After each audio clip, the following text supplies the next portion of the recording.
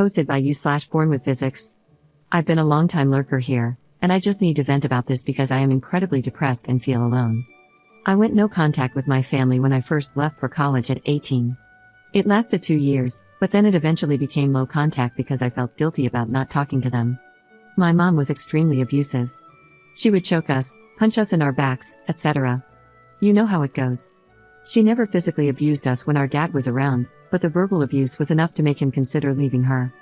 Because of this, I have severe depression and PTSD, and I had to go on medical leave from college. My mom begged me to come home for around 2 months before I gave in. I missed having a family, and I am so stupid for being weak and giving in. Since I've been back, my mom has been doing weird things. She'll want me to get drunk with her, but I really can't drink because I'm on Celexa. When I refuse to drink, she'll give me the silent treatment for a few days. I'm always getting the silent treatment, and it hurts. Today, my mom asked me if I wanted to just live here and not go back to school. That made no sense. Why would I want to not complete my education? Also, I don't like the constant silent treatments, so I don't like being here. I told her that I'd rather go back to school. She started yelling about how I can just go to the community college here. She started crying about how I didn't love her, and my dad told her to stop being dramatic. My sister came in and asked what happened.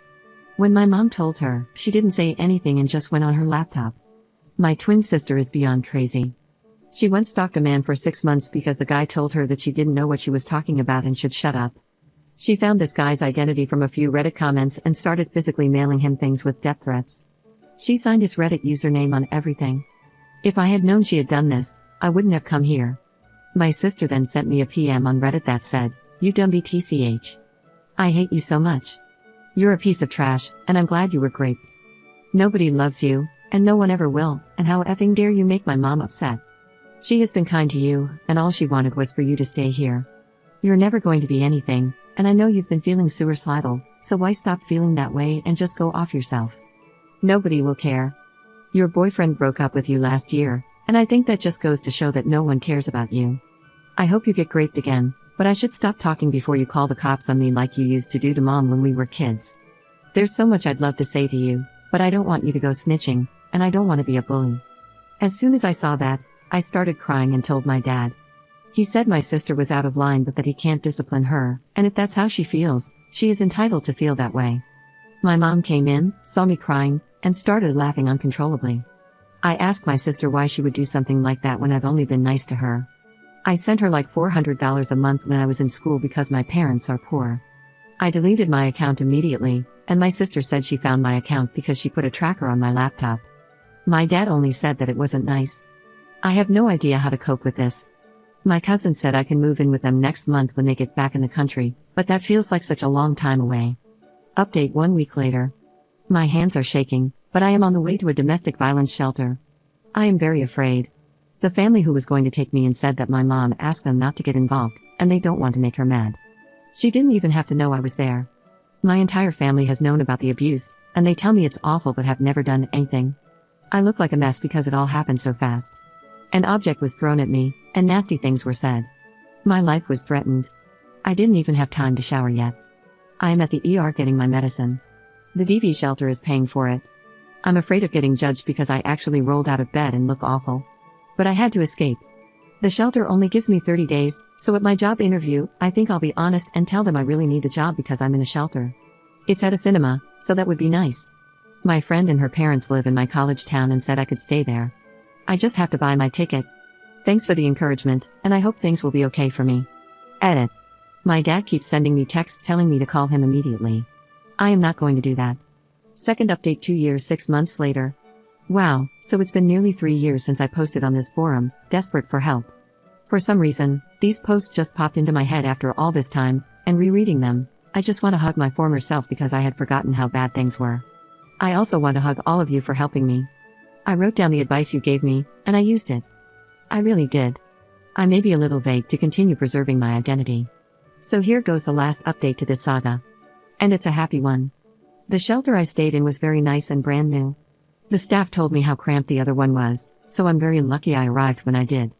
After the first day, my nerves relaxed, and I could just breathe. There were about 7 other women there, and we each had our own room with a nice bathroom. I was the youngest there, and the other women gave me advice about life, and they even did my makeup for interviews. We each took turns cooking, per the rules, and we developed a nice rapport. The staff was so amazing, and they also talked to me about life. I felt so safe at this place because of the security. Oh, I almost forgot. A church group came to give us quilts they had made, and I still have mine.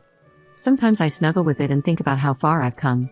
I love that quilt, and I wash it very carefully. We also had group and individual therapy, which really helped. I know not every DV shelter experiences like this, but please don't be afraid to just leave when things get bad. Family abuse counts as domestic violence. I was able to find a job that paid more than the movie theater offered, and I told them I didn't plan on going back to school in the future. Yes, it was a lie, but there was no way I could afford rent by working at a movie theater. I decided to look for my own place instead of staying with a friend who offered because I needed stability, and if things went bad, I didn't really have a support net and would have to start over. I had no reason to think things would go bad, but after leaving such a bad situation, I guess nothing felt secure to me. I rented a room, and my roommate was never home because he was a truck driver. I didn't feel very comfortable staying with an older man I didn't know, but I had very few options. He was very nice, and because our schedules never aligned, we left each other goodbye notes since we couldn't do it in person. I still have his note.